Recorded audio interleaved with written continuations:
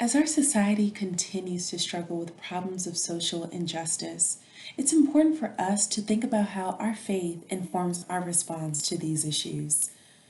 Often, Christians and Christianity historically have been accused of either not doing enough to promote justice or of actually contributing to society's injustices.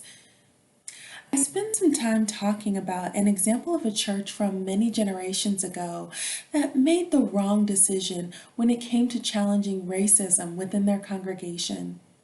I also talk about why they made it.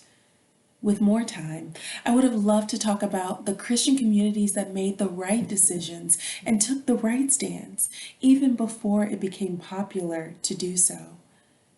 If we want to be those kinds of Christians, the kind of believers who get things right, we can take as a guide the early church that emerged out of Pentecost. In the book of Acts, we see that when God pours out His Spirit, a community of believers forms that has values that are totally distinct from the surrounding society.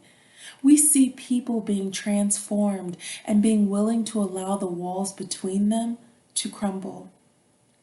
Despite any failures of the church or even our own individual failures to address these issues correctly, God continues to provide us with the grace to move forward and to become a powerful example of what a just and peaceful society can be by transforming us into that community.